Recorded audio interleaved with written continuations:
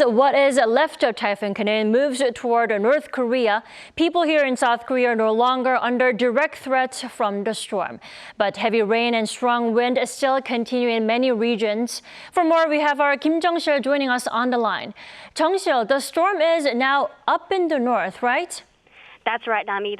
The typhoon is currently in North Korea after crossing from South Korea at around 1 a.m. this morning. After it moved over to the north this dawn, the storm has moved steadily toward Hwanghae-do Province and is continuing to move northwest. It has weakened since yesterday, with its maximum wind speed has fallen to 18 meters per second.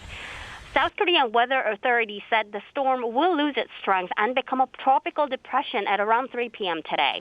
The typhoon advisory issued yesterday has mostly been lifted in Seoul and central regions, but weather officials say more rain is expected in the metropolitan area, Gangwon-do Province, and northern parts of Chungcheongnam-do Province.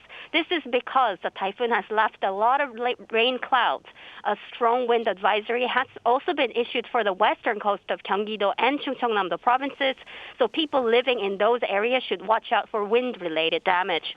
A storm wave advisory has been issued for the East Coast, and high waves are expected in both West Sea and East Sea. And Prime Minister Han Duck-soo last night has called for tight control on entry to danger zones such as riverbanks. So even though the typhoon left the country, it's too soon to relax. I see. So more caution is still necessary. But what about the damage from the typhoon? We know that at least one person was killed yesterday. Are there more updates on casualties? Well, Dami, no additional human casualties have been reported as of 11 p.m. last night. As you said, a man in his 60s was killed after being swept away by torrents in Daegu, and another similar-aged man in an electric wheelchair went missing after falling into a small stream, also in Daegu. There have been other incidents from the powerful typhoon.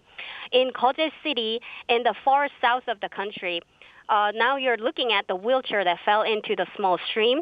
And this is the photo of the Gyeonggi City in far south of the country, where reports have been made to damaged cars after the bricks on the wall fell down. And this is a photo of the trees that fell down, blocking traffic. There has been other incidents, such as this 400-year-old multi-stem pine tree in Gumi City in Gyeongsang-buk-do Province that fell down because of the typhoon yesterday morning. And this is considered one of the oldest multi-stem pine trees in the country.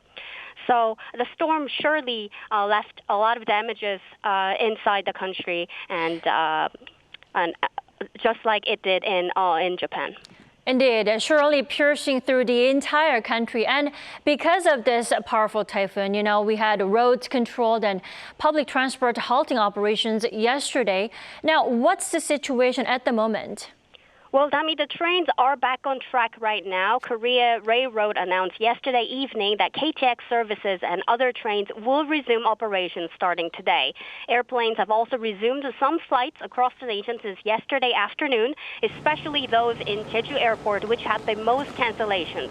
Since a high wave advisory is in effect for both the east and west seas, we will have to see more on the ferries. And authorities called for regular checks with the ferry companies for the latest updates. That's all I have for now, for this hour. Back to you, Dami.